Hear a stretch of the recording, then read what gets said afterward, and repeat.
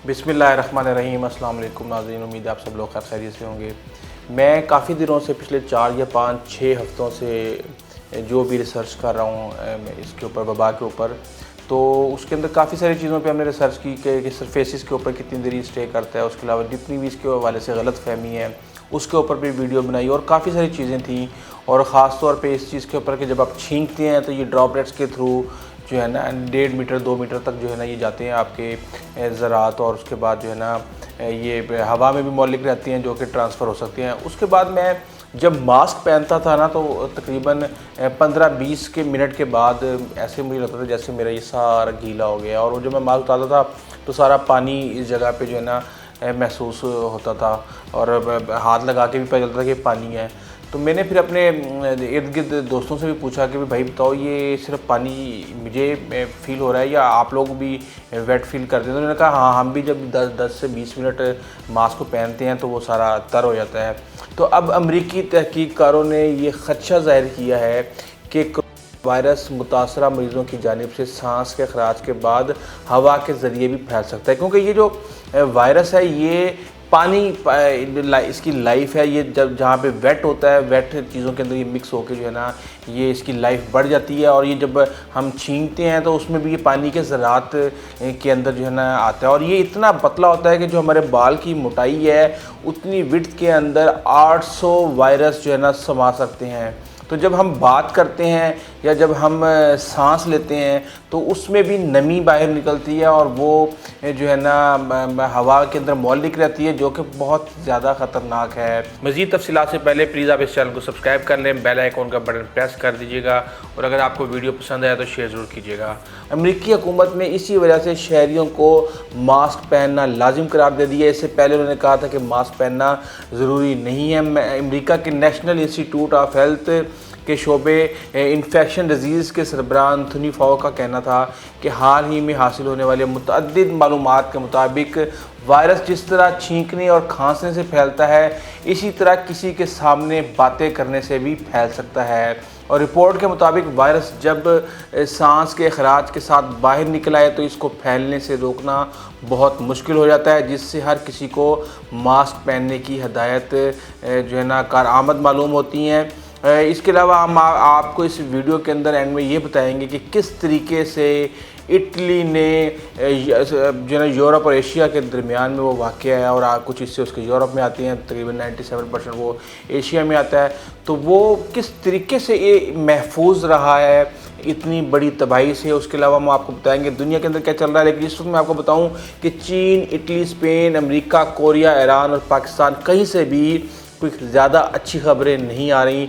Science और technology की तरक्की के बावजूद वबा पे काबू जो है ना वो करना मुश्किल होता जा रहा है। तिब्बी अमला इस जंग में हरावल दस्ता बना हुआ है, अपनी जानों पे खेल रहा है। लेबॉरेटरियों में साइंसदान दिन रात काम कर रहे हैं और इसका तोड़ ढूंढने में मसरूफ़ हैं। पाकिस्तान, चीन, अमेरिका या दीगर यूरोपीय ममालिक जितने वसाइल नहीं रखता, मगर कम वसाइल के बावजूद हमने जो है ना वबा की रोकथाम के लिए बहुत कुछ किया है।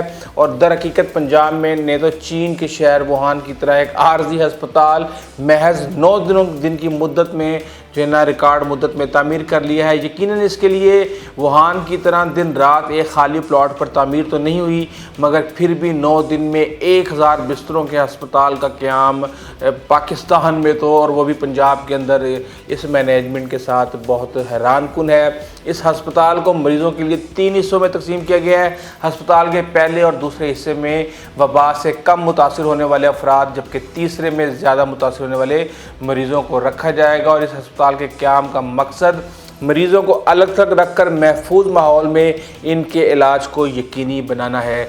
50 बिस्तरों पर मुश्तमिल यूनिट को वेंटिलेटर्स के साथ मुकम्मल तौर पर फ़ाल बनाया गया है, ताकि जिन लोगों की तबीयत तशवीशनाक हो वहाँ पे उनको शिफ्ट करके उनको सपोर्ट दी जा सके। इस वक्त दुनिया में 11 लाख से ज़ायद अफराद मुतासिर हो चुके हैं। वायरस के सबसे ज़्यादा मुतासरीन अमेरिका में है, जहाँ ये तादाद 3 लाख तक पहुँचने वाली है, जबकि वहाँ हलाक होने वालों की तादाद 7000 से ज़ायद है।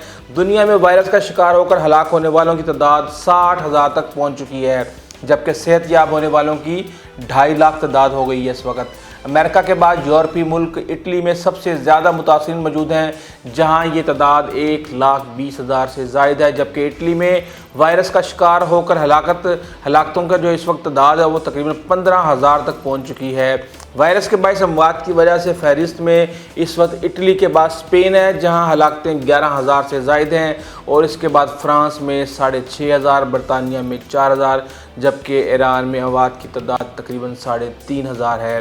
اور میں آپ کو بتاؤں کہ بھارت کے وزیر داخلہ نے کہا ہے کہ تبلیغی جماعت کی سرگرمیوں میں حصہ لینے والے 360 غیر ملکیوں کو بلیک لسٹ کرنے کا عمل شروع کر دیا گیا ہے، جبکہ 3,000 مثبت کیسز موجود ہیں ملک کے اندر، اور 200 افراد صحت یاب ہو چکے ہیں، اور 62 کے قریب اپنی جان گنوا چکے ہیں، جن میں سے 18 ایک دن کے اندر جنہوں نے وفات پائی۔ اور اس کے علاوہ انہوں نے کہا ہے کہ 2 روز میں 14 ریاستوں سے 647 کیسز کی تصدیق ہوئی ہے، جن کا تعلق تبلیغی جماعت کے اجتماع سے ہے، اور یہ اس وقت صورتحال چل رہی ہے پوری دنیا کے اندر۔ اللہ تعالیٰ ہم سب کو اس وبا سے محفوظ رکھے۔